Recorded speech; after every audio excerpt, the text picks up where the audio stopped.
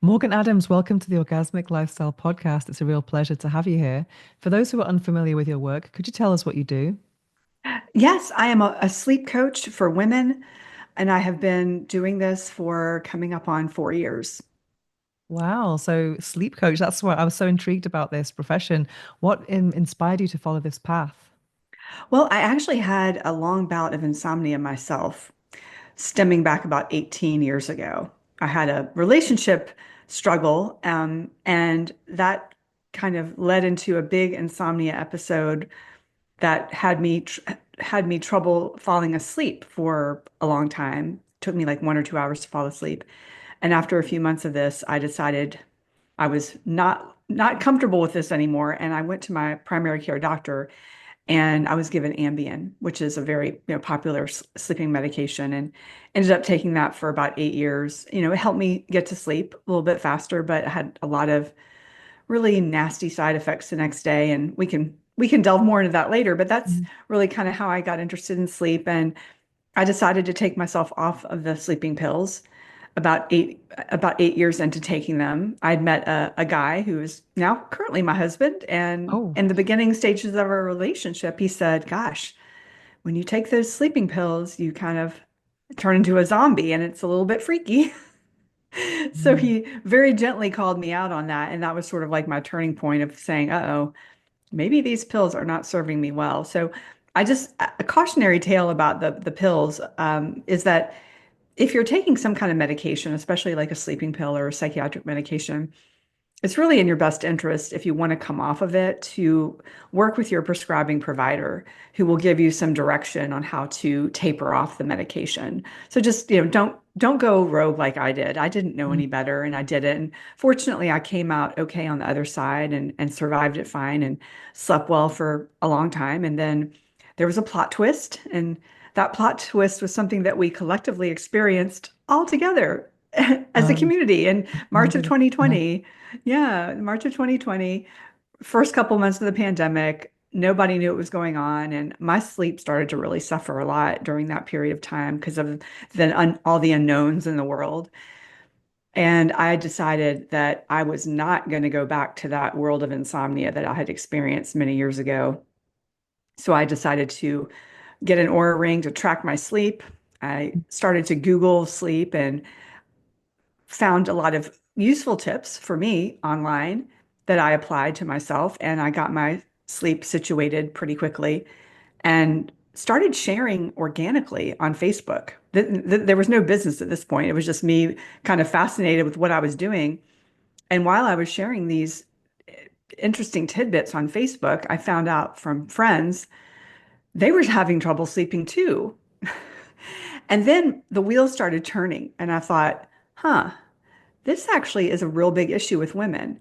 And I've experienced it and helped myself through it. Why can't I help other people through this?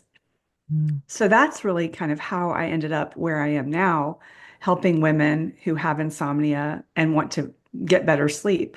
So it's sort of the pain to purpose path Mm. that I think a lot of coaches embark on, in Definitely my the wounded experience. healer, definitely sorting out your Yeah, own problem first. Yeah. exactly. There's one question about the pills.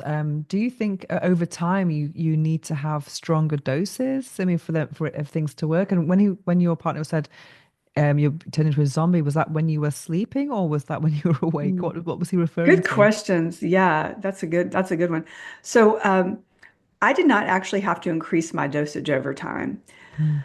Some people do, but I didn't. And thinking back on the clients that I've worked with, I don't really recall that they were increasing their dosages either. But I think there are some people who do. And as far as the zombie-like effect, so it was shortly after I took the medication. It was like it's hard to describe, but it was just like I had no like soul. It was just like I was a robot is basically kind of how I would describe it. Um, you may have heard in the past people doing really weird things after they've taken a sleeping pill. Oh, wow. I did a couple of those weird things. I would sometimes eat unknowingly, like I didn't realize I was eating. The Uh, next morning there was like a bag of, cookies and I was You like, were oh my God. sleepwalking? You actually got up Well, out of bed, or well, what? I How? actually didn't get out of bed to eat, but I ate before I went to bed. You didn't remember. Um, and I didn't remember. And, unfortunately, there are cases of people who have done even more harmful things. They've gotten into cars and driven, and they've done, it's so basically what happened in 2019 is there was a black box label put on these class of medications called Z drugs, the Ambien, Lunesta, Sonata. And the black box was placed upon these medications because people were doing things that were harmful to themselves and other people. Imagine if you got in your car and you had an Wow. accident and killed yourself or somebody else. That's really, really tragic. So these medications, they seem so benign in many ways, but there is kind of a dark side to the medications. If you look at the overall use and misuse of them, they were really meant for short-term use. If you look at the bottle, Mm. it does say they're not meant to be used more than 4 weeks. They're meant to be a short-term crutch, if you will. Yet, a lot of people are taking them for years. I've worked with patients who, excuse me, clients who have taken them for 10, 15, 20 years. Wow. That's a long time, and they weren't meant to be used for that long of a time. Yeah, because if you miss out, if you've got none left, then you can't sleep at all, and because you become ex dependent on it, would you say? Yeah. Because Yeah, you can they're physically definitely. addictive as well.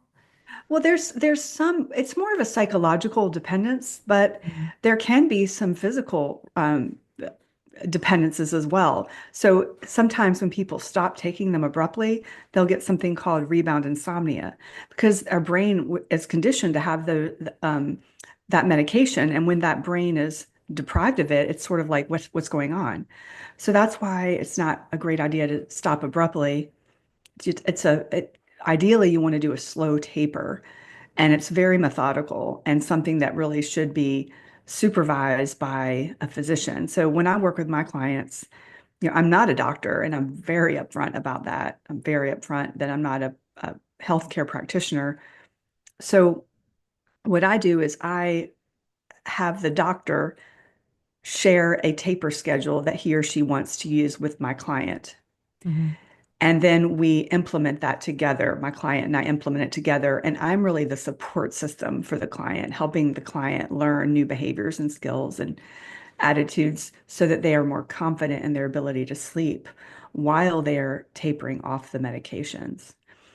There are some times when, honestly, the doctor doesn't really have a clue as to what taper schedule to use.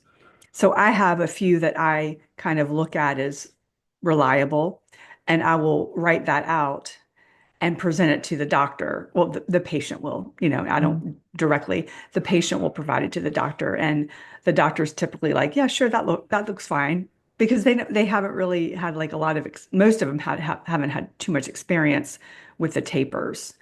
Mm. But I definitely recommend a slow taper Mm. for people coming off. This podcast was inspired by my own insomnia, by the way. That's probably why Oh, I wanted to speak really? to you. Yeah, because I was always struggled with my sleep, and I think I've moved around to so many different apartments. I've had a lot of struggles with just trying to make, basic ends meet in the past. And when I started this journey of becoming a content creator, it was 16 years ago. And I decided to create a no alarm life. So I've had no alarm for the last 16 years. So I just go to bed and then I wake up when I wake up. And I have a lot of self-compassion because my audience is US based. I don't have to kind of get up really early. I make sure all my appointments are in the afternoon. So I can really listen to my body, and it's interesting because I sleep less but better quality. And Mm, because before then I would be having nocturia. I still have a bit of nocturia, which is uh-huh. going to the loo quite a lot at Yeah. night. And then sometimes it takes a long time to go to sleep. But knowing that I can just sleep and not have to worry, that just gives me a lot of peace and a lot of energy, actually. So like Yeah. the days I have alarm, I have to use an alarm, I can really notice the difference. But I just really do sleep quite well, and to get into bed and but anyway, the reason why it inspired by this podcast is a few years ago I had an interview with Marie Claire Brazil, we were supposed to talk about female sexuality, and the person who was going to interview me, she was in a car traffic accident, or so, not traffic accident, a traffic jam. Sorry, a bit terrible Oh. Freudian slip there. She's in a traffic jam, and she was all stressed. And then when she got on the call, she said, "I'm so sorry, I was in my car and all this." And I was like, "I'm so sorry, I'm late." I'm like, "Oh, don't worry, I was. I never get up. I have a no alarm life." And that was the detail of our conversation that she Uh-huh. remembered the most. And I just thought, wow, I need to share more about my lifestyle with people because like having no alarm just seems like a luxury to so many people, you know? Yeah, I mean, I Um, think the idea of not having alarm is really appealing mm, because it really means that you're tuning into your own rhythms, mm, right? And you're honoring your own body and when it's ready to be woken up. You're relying yeah, on your own cues. yeah, Yeah, and it's just yeah, unfortunately, the way society works, with a lot of people, with kids getting to school and jobs, it's like we are kind of somewhat forced into a life where we need an alarm, and yeah. it can be quite jarring. I personally, I have a really strong circadian rhythm and a very like a strong predisposition to wake up early in the morning. Mm, And my body will, I mean, and it's kind of been this way all my life, really. I think back to my teenage years, I don't know if you did this, but I did when my 20s or, early, I would go out to clubs and mhm. I would stay out till like 2 or 3 in the morning. And I was the kid who didn't sleep in really. I still got up early because my body wanted to get up. And that has kind of continued and gotten even stronger as I've gotten older and my circadian rhythm has shifted earlier.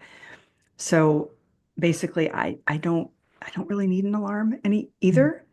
It kind of happens, and it's kind of nice to be able to like not have to rely on that. Now, there are certain times when you're catching a really early flight, Oh yeah. Mm, and those are the times, like to your point, that makes me angry. I don't sleep as well.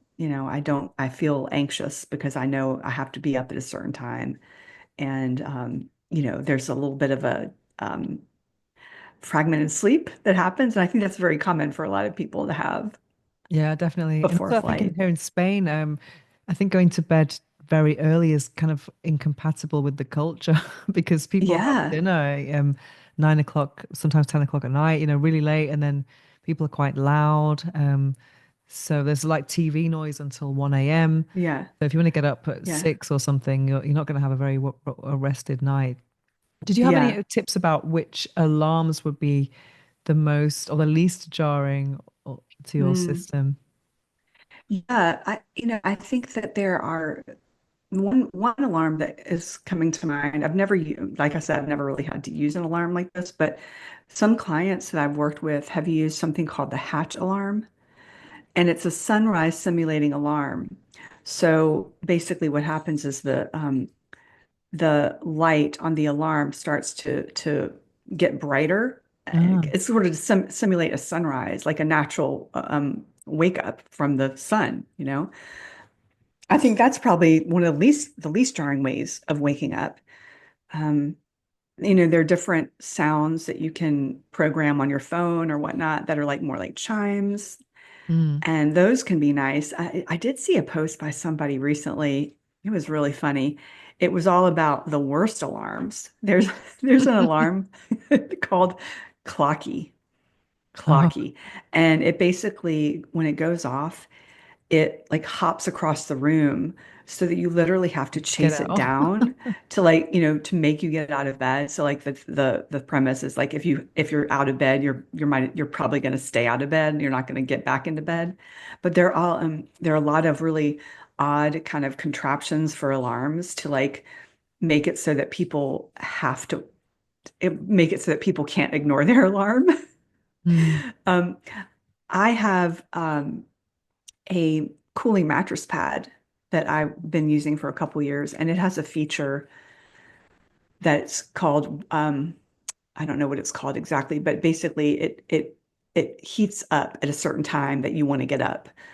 So sometimes I'll use that feature to wake me up. The gentle heat is sort of like a circadian friendly way of waking you up, and it's not jarring at all. So, like, whatever you do, try to make it the least jarring to your nervous system as possible. Wow.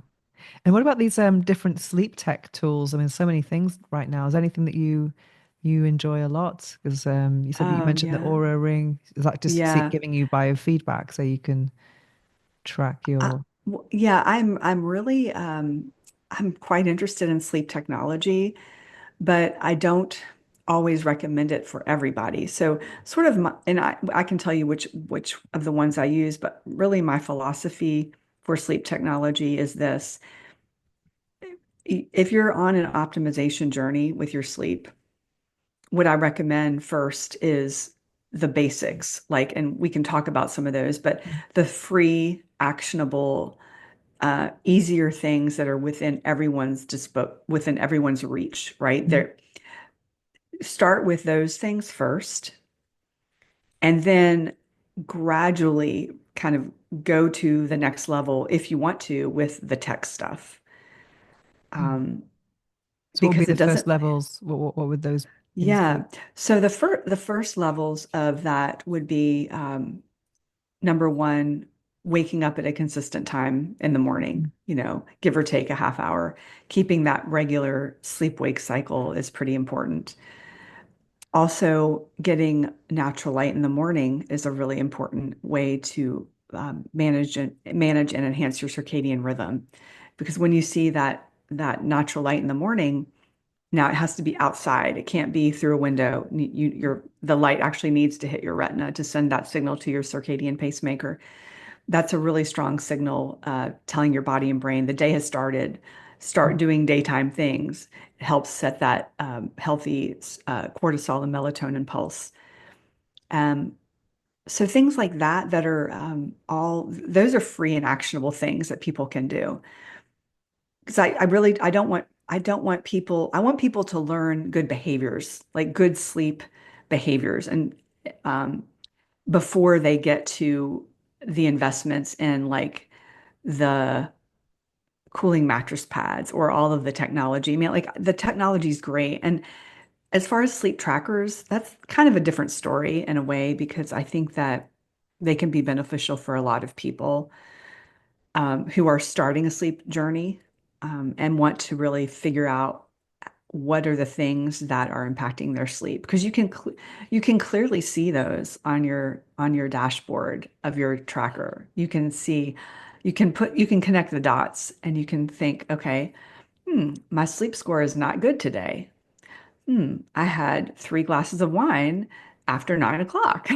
Mhm. Wonder why, so people, it's a really obvious way. If you're open to it, you have to be, no one can make you do these things, but if you are able to connect the dots, then you can change your behaviors and kind of optimize your sleep in that way.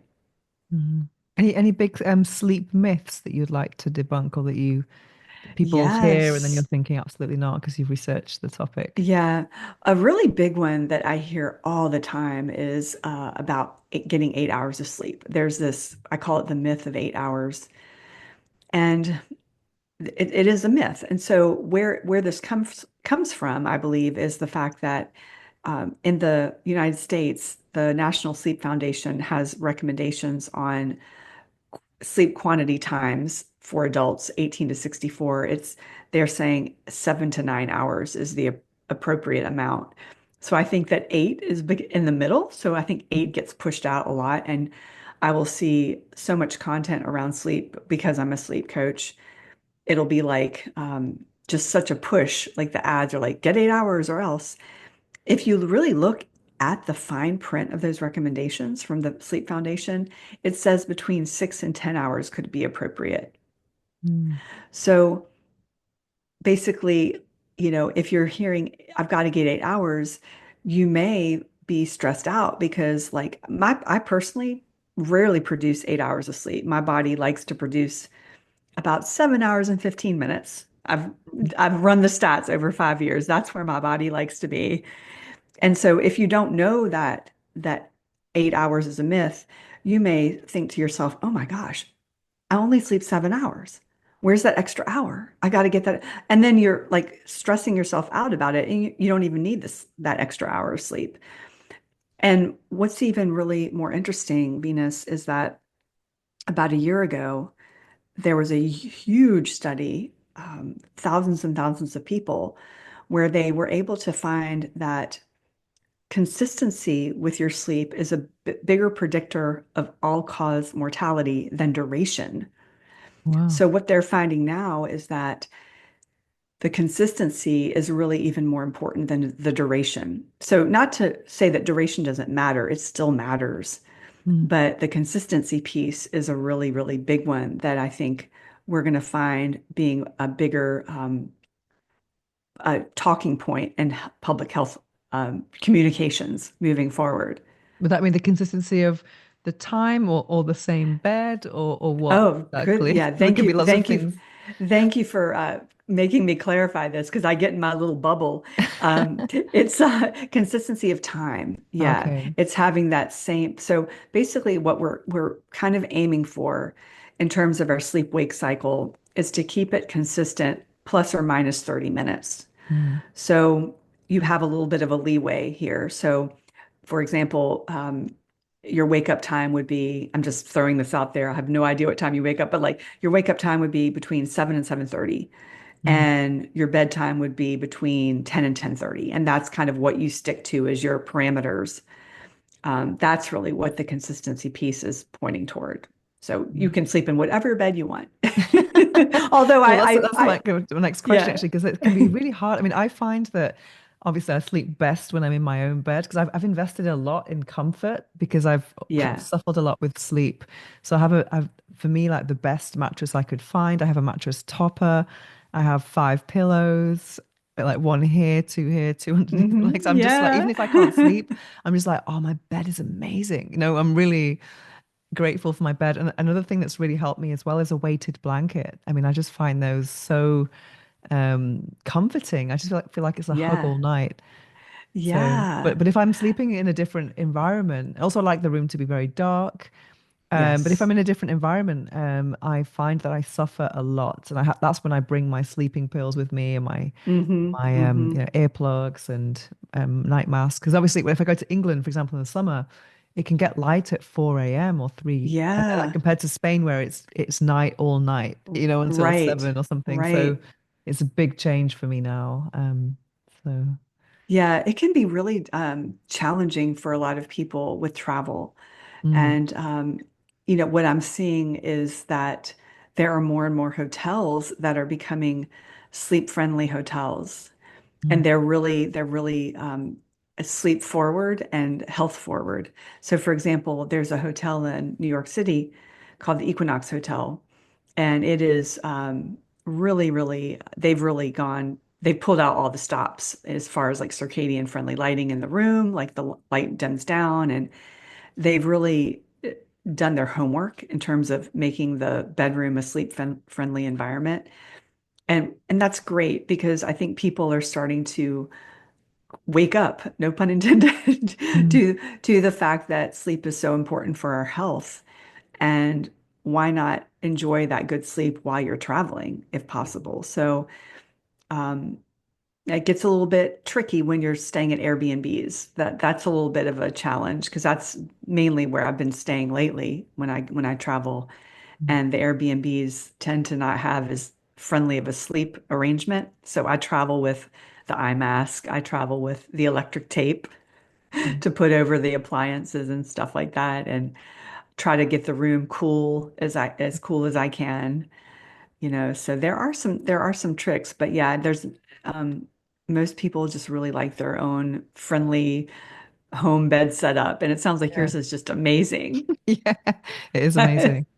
But another thing, well, we talk about relationships a lot on this podcast. Another thing that can be really challenging is, sleep compatibility with a partner. Mm, I mean, do yeah, you have any tips about that? Because there's yeah, so many things that can go wrong. Someone can be snoring, someone might want to snuggle, the other one doesn't. Someone steals the blanket. One thing that really worked with me a few years ago with an ex of mine is that we used to have separate duvets. I think that's quite a Scandinavian thing, is to have, yeah, that's a brilliant tip if anyone's listening. yeah. I'm It's a really glad you good brought that tip. up. It's Mhm. called the Scandinavian sleep method, I Uh, believe, and it is about having two separate duvets or comforters so that each person can get coverage appropriately for them, and then also the weight of the duvet. mm, So some people that's another topic altogether. But some people like the really heavy ones. Some people like the light ones. People have different temperature preferences. So I think that's a smart strategy, having the separate duvets. I'm also a fan, if possible, of having a large bed. mm. I know it's not accessible for everyone in terms of space and cost, but since I've been with my husband for 11 years, we've gone from a queen. We graduated from a queen to a king, and now we have a California king. Okay, so is that huge? California king is huge. It's the biggest bed they make that's not custom made. Oh wow. So you're And actually on opposite ends and we like are would you on kind of get to different, the middle? Venus, we're on different continents. Okay. And it's Pretty good wonderful. thing for the And sleep. it's what, yeah, and it's wonderful. And we both really like our own space. We don't cuddle in Mm. bed. It's that the bed is really just for sleeping, and then, intimacy when there's supposed to be intimacy, but And you not a have lot one of. big duvet, like a huge duvet. Well, we have something called it's called Muslin Comfort. It's a brand, Mhm. and it's a oversized cotton muslin blanket that serves as our comforter, and it's temperature regulating. So it's really ideal for um, the layering effect, because I feel like a lot of people overshoot with big, thick duvets. In fact, that's like one of the reasons why people wake up a lot in the night is because they're too hot. And I Mhm. think it's because of their duvet. So I Mhm. think if some people are struggling with the wake ups, they may want to take a look at their covering and see if maybe they could switch out their duvet for maybe layered blankets, thinner blankets that are maybe cotton. Um, so yeah, now I think I forgot your original Yeah. question, but I just got so excited about the duvet thing that. What about snoring? So that's been a problem for me a lot of the time, and just Oh, pushing someone onto the side all the time, and then waking you mm, up. And also, that can cause yeah. a lot of tension when, one partner's slept really well and you haven't, and then it causes tension the next day. And I remember once, an old family member actually was showing us her newlywed home, and we went into the spare room and we saw like the guy's pajamas, and it was like they were kind of hiding that they weren't actually sleeping in the same bed. Yeah. But I mean, these sleep divorces, as they're called, they're quite common and they kind of save marriages. Yeah. The sleep divorce is a really interesting phenomenon. I think the latest statistic is that 25% of couples sleep apart. Oh wow. Now, the term sleep divorce is, not my favorite term. There's a woman named Dr. Wendy Troxel who wrote a book called Sharing the Covers. I highly recommend this book to anyone who's struggling with sleep in terms of a partnership, Mm, because she delves deep into this and how and fixes and solutions. But basically, what she's saying is that, and I'm taking all this from her book because she's the mm, leading expert, so I'm going to just kind of give you the summary. If you have a partner who's snoring, and trust me, in my previous marriage, I was in this scenario. Okay. I had a husband who snored, and I had insomnia at the same time. So you can imagine that is not a good combination. mm, So what would happen is he would snore. I would creep off to the guest bedroom, sleep there, and then in the morning he would become upset with me because I went out of the bed. And I was like, well, I had to sleep. If you weren't snoring, I wouldn't have had mm, to. So it was like I was pointing the finger at him. He was getting defensive. He eventually, went to the doctor and got that solved. But the approach that one should be taking if a partner is snoring is one of, we have a shared problem. Let's find a solution together, because it's a problem for both of us, right? So instead of putting someone on the defensive, it's like a cooperation effort, right? And one of the things that I don't think a lot of people consider, at least in my circles of friends that I'm talking with about this, is that if the husband is, and it's usually I'm stereotyping a little bit, Yeah. admittedly, but it's often the husband who's snoring. Mm. If the husband is snoring or the male partner, then there's a pretty decent chance they may have a sleep breathing issue like sleep apnea, in which case they need to get that looked at through a sleep study. And then if they have apnea, they need to have it managed with a CPAP or an oral appliance or an implanted device or something. There's so many ways of dealing with sleep apnea these days. Um, it's a health issue. I mean, untreated sleep apnea kills people. People die of heart attacks and strokes from untreated sleep apnea. It's no joke. Wow. So it's a critical health issue, as well as an inconvenience to somebody's sleep.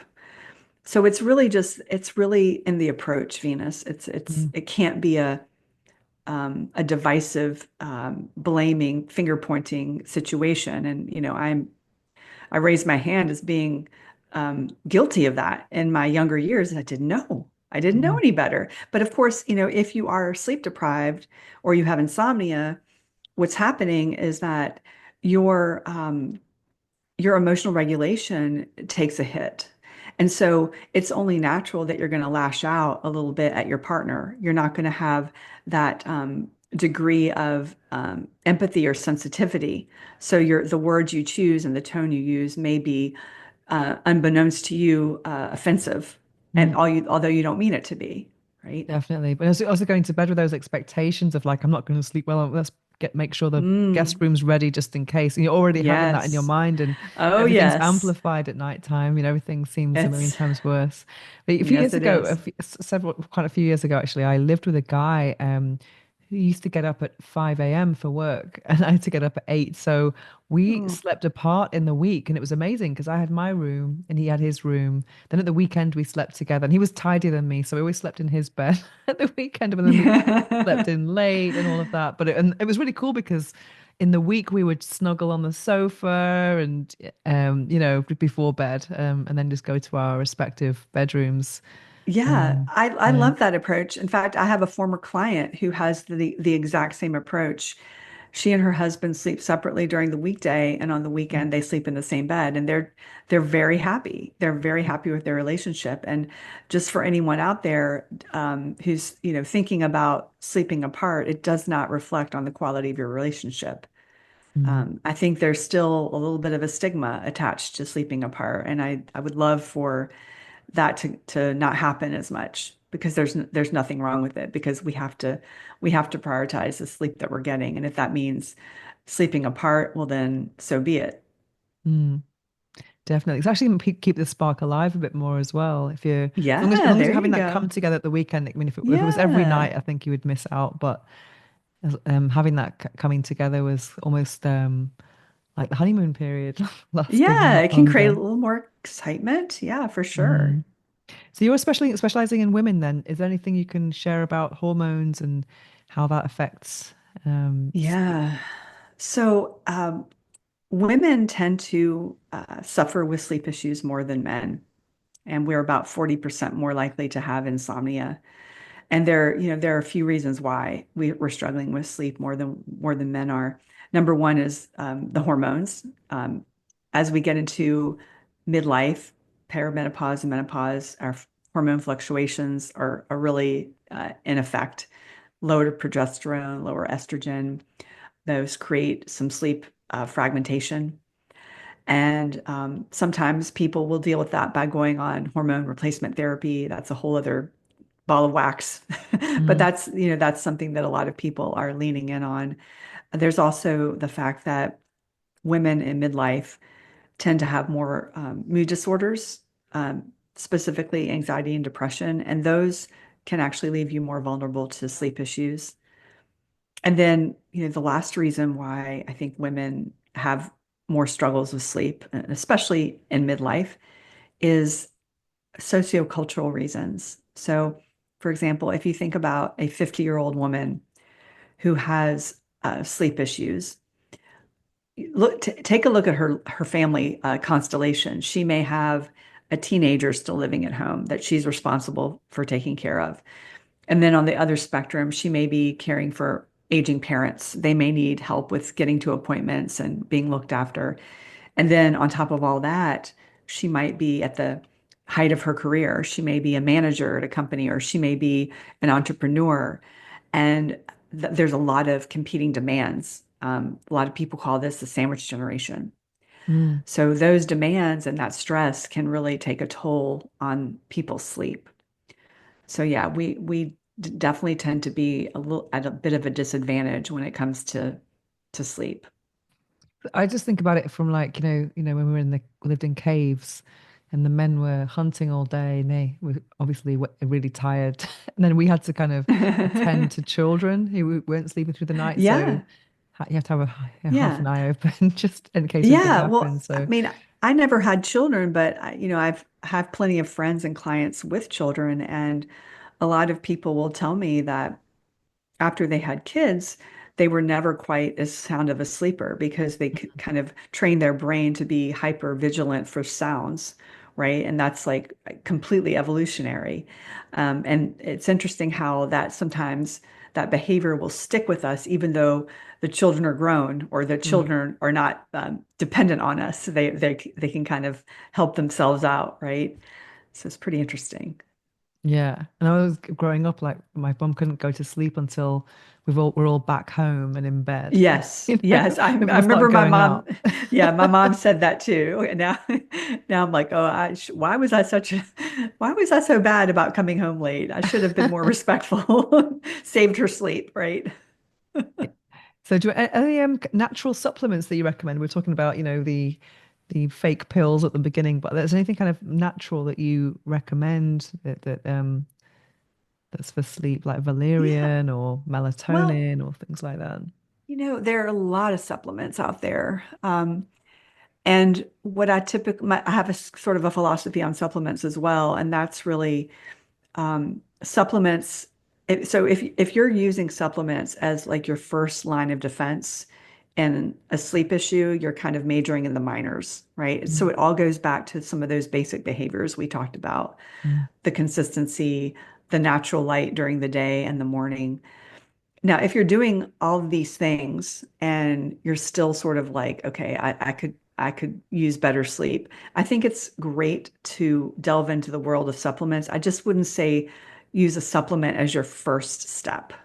mm, So there's so many supplements out there. My gosh, because I'm a sleep coach, I get ads for them all the time. It's just incredible, like how many there are. But there are a few kind of there are a couple basics that I think are kind of I don't want to say tried and true because it depends on who you ask, but mm, there's a lot of controversy about melatonin. mm, And in the sleep field, it seems to be very divisive. There are a lot of people who are like, no, don't take melatonin. It's bad. There's a myth about melatonin that I feel has been perpetuated. And one of the myths is that if you take it exogenously through a pill, your body won't produce its own natural oh, supply, wow. right? That's one of the fears that a lot of people share about melatonin. But when you do the research, what you find is that there's no real evidence that that's happening for people. So I don't think you need to worry about your body suppressing its own production of melatonin by taking your own exogenous dose through a pill. Um, Melatonin is an incredible antioxidant. And I think that, I look at melatonin as really more of a circadian nutrient Mm, than something just for quote sleep, right? So it's doing a lot of things on the back end. It's helping regulate mitochondria. It's lowering our core body temperature, and we actually need that lower core body temperature to initiate sleep. So it's helpful for that purpose.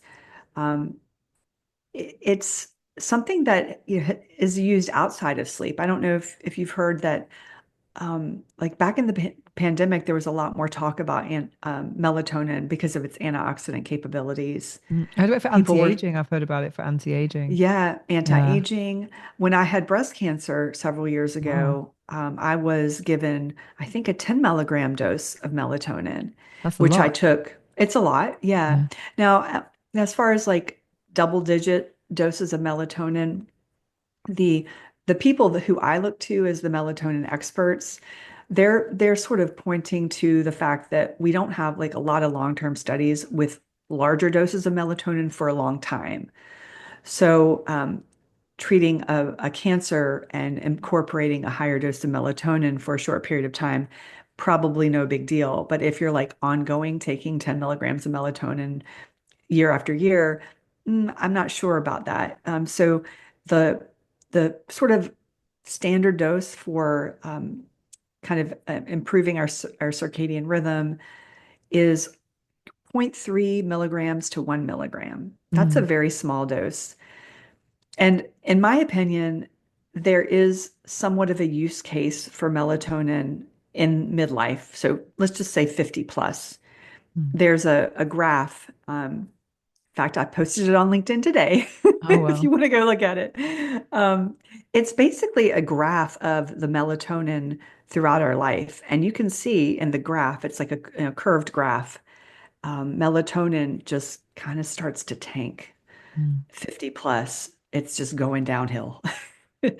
And in my opinion, you're microdosing with a melatonin of, zero point 0.3 to 1 in that time of your life. You're just supplementing what you've lost. mm, I don't think it's a huge deal. And so I personally do take melatonin on a regular basis and have for a couple years. mm, I'm 55, so I'm definitely at the mm, age where, if you measured my melatonin, it might not be as robust as it was in my 40s. mm, So that's kind of my stance on melatonin. Magnesium is another supplement that's often recommended for sleep. It's a relatively benign um, supplement that I think a lot of people find helpful. Personally, I never noticed any differences using it, but my husband, for example, definitely notices his sleep improves with excuse me, magnesium. magnesium. Mm, So I feel like that if you're going to experiment with something, magnesium's pretty benign, and there are different, like I think there's maybe 8 different types of magnesium. Kind of, I'm not sure what they're called, but like there's magnesium citrate, glycinate, threonate, malate. The glycinate and the threonate are probably the most beneficial for sleep and calming the brain and helping with anxiety. So, and they're readily available. I mean, it's magnesium supplements are all over the place. I think that just with supplementation in general, I would always recommend that somebody purchase a supplement from a company that does third-party testing. mm. Um, I'm not a big fan of the big box stores, the Costco's and the supplements that they sell because I feel like there could be some additive ingredients that may not be as healthy. Yeah, like So, talc and gelatin and things like yeah, that. stuff Mm, like that that may not really benefit us overall. So just, mm. just be choosy about where you get your supplements, whether it's sleep or for something else. Well, years ago, melatonin was not available in Europe. You couldn't buy it here. So I had to Yeah, get I it heard in, that. I had to get that in the States. First time I heard about it, I was actually in Argentina and I was introduced to it because of jet lag actually. So that was kind of Mm, it's, people who yeah, work shifts use it, people who need to sleep in the day because they're not getting that circadian, that message from the brain that it's now dark, it's nighttime. yeah. So that, and what I found though, the kind of strangest side effect was actually with dreams. They can be very weird Mm, and disturbing. hmm But something Yeah. that I've found, I mean, I dream a lot every night. Have you got any information about dreams and what does it mean to remember your dreams? I mean, does it mean you're sleeping well?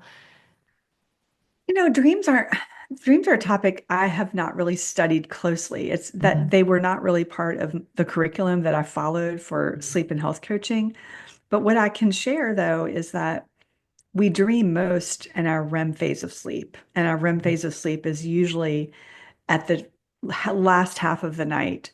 mm, So quite often we will wake up and remember our dreams because we were woken up during the REM phase and our dreams are really fresh in our heads.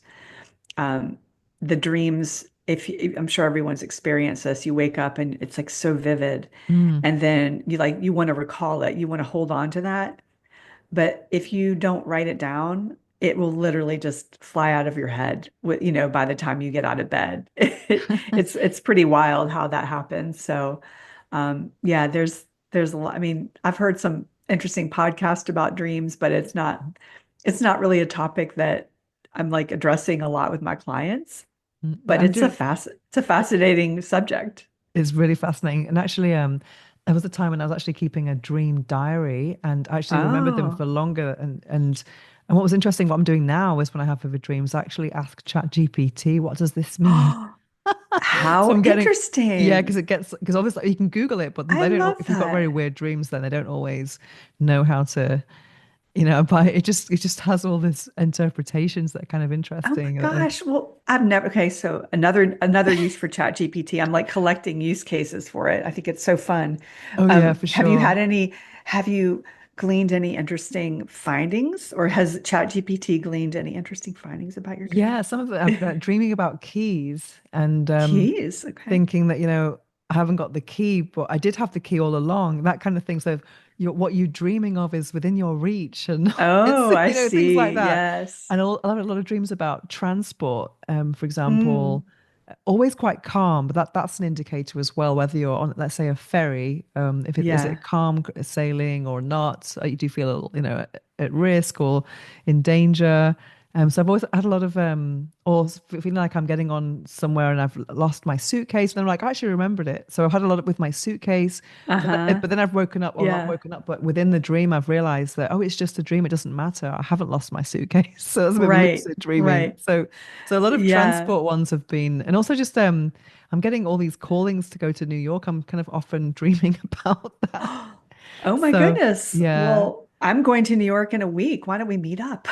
Yeah, I would love that. Probably going to go in May when I'm just about to publish my fourth book. When I've got the book in my hand, Oh, I'm going to book a oh, trip to New York because I really want to oh, go. I'm not sure if I'll be able fun. to afford the sleep friendly. Well, yeah, I mean, Venus, my husband and I were planning on staying at this hotel. And I was so excited because I was like, I'm going to do all this content, Oh yeah. and then he was in charge of making the reservations, and he said, "Come here a second," and he said, "I know you're going to be disappointed, but we're not staying here because it's $1,000 a night." Oh wow.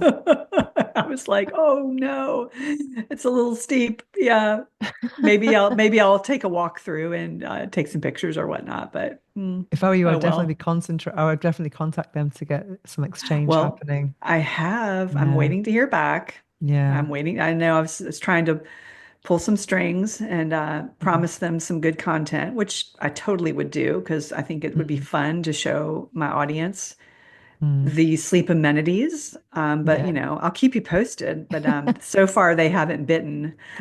My fingers are crossed though. But also, I've been opening TikTok and it's just got this New York content that's just chasing me everywhere. And they have these amazing videos of, watching sunrise over Manhattan, from Brooklyn. And it's just Oh, like, oh my God. So I think I have to get out of bed. I have to put an alarm oh on. yeah. You'll be on my schedule, right? Yeah, I guess with Watching the the jet lag, sunrise. you kind of messed up with the time. So it's not as challenging getting up, I guess, because if you go to Yeah, bed it could earlier. be. Yeah, and Mm. if you tip for anyone who's traveling abroad or at least three time zones away, there's a really cool app that I recommend to folks called Time Shifter. No. It's a free app. Your first trip is free. Mm. So after your first trip, you pay, but you essentially plug in your destination, your flight number, just your Mm. flight number. And then the app uses this algorithm that's used by NASA. So it's a very advanced algorithm, smarter than me, like it's very on point. And it will give you directions on like how to prepare for the trip, like even with light and melatonin and caffeine, how to adapt once you're there. And I just think it's really fascinating that that kind of technology is out there to help us if we're traveling. So you may want to just put that in your back pocket for your next trip abroad. Definitely. all these free I love biofeedback as well. It's good to give you a bit of a plan. 'Cause that's the danger, isn't it, when you mention caffeine? It's like when you've had a bad night's sleep and then the next day you're supplementing with caffeine and that can kind of really get you overtired then and you Yeah, can't sleep. so Mm, with caffeine, really my guidance on that, if you've had a bad night of sleep, is have the same amount of caffeine that you normally would have. mm, Don't overextend your caffeine to compensate for the bad sleep. It will backfire on you.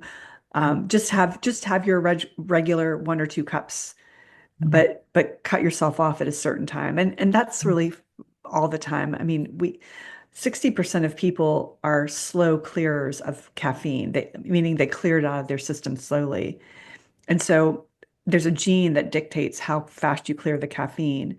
And unless you've had your genetics tested, you don't know. So I'm always a proponent of err on the side of caution. And so cutting yourself off from caffeine around noon is really a safe bet for anyone, regardless of like what kind of how well you've slept, just to make sure that you've got that clearance from of caffeine out of your body as you prepare for bed. mm. Well, actually, I have one in the morning, and that's it when I'm reading my books from my podcast guests usually. Yeah. So that's okay for me, Yeah, just that's one. that's perfect. I mean, I Mm, am like I am definitely not one who is anti-caffeine. I have a mm, nice big cup myself in the morning and enjoy it thoroughly. mm, There's no reason unless there's some kind of health issue or you've got a um, real sensitivity that you should be having to give up your coffee. yeah, I don't It's one think of life's one of the pleasures. exactly. So a couple of questions I ask all of my guests. What is a book that changed your life? Do you have any books that changed your life? Wow. So many books. Well, I would say, I'm sorry, probably this is a predictable answer, but it's what comes to mind is the book Why We Sleep by Matthew Walker. Okay, I've heard Um, amazing things about that book. yeah, it's really amazing. I think it's a great read for somebody who is just interested in the topic of sleep, somebody who wants to optimize their sleep. But there is a caveat to this book, and I feel like I should point it out. It's the kind of book that could actually give somebody with insomnia more anxiety about their sleep. Like if Mm, you're the kind of person out there who's like, listen, I'm trying to sleep. I'm like literally giving it all of my effort and I'm not getting enough sleep. Reading Why We Sleep will probably throw you over the edge because he does talk so much about the health consequences of lack of sleep. And I think that that's a whole other topic, but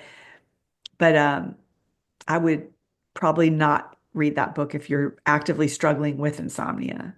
mm, Um, but it's a real deep dive into the whole subject of sleep that I think I've read it probably 3 times right now. And each time I take away something different, just as most people do when they read a book multiple times, you're at different phases in your learning and mm. you'll take in different things. But yeah, I think it's a good, solid piece of work. Amazing. And what is a quote or affirmation that you live by? I would say always leave people better than you found them. And I Mm, don't know who said it, but it really has stuck with me.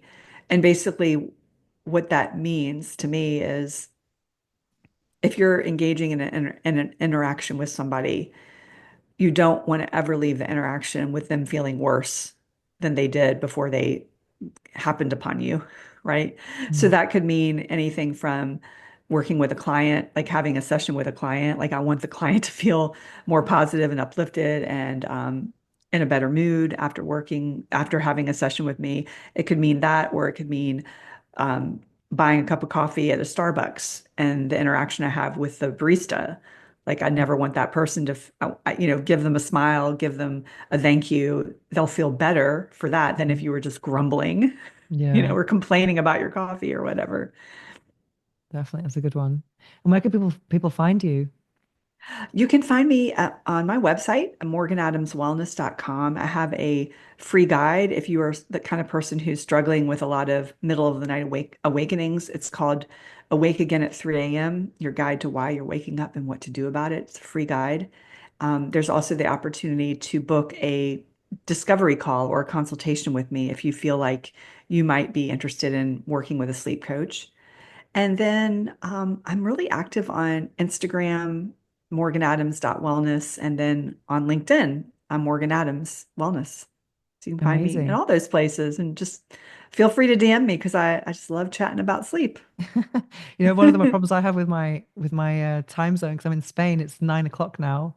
So I always get Oh, so excited about my podcast guests. I just because I'm going into delving into all these different worlds, and my brain can't really switch off.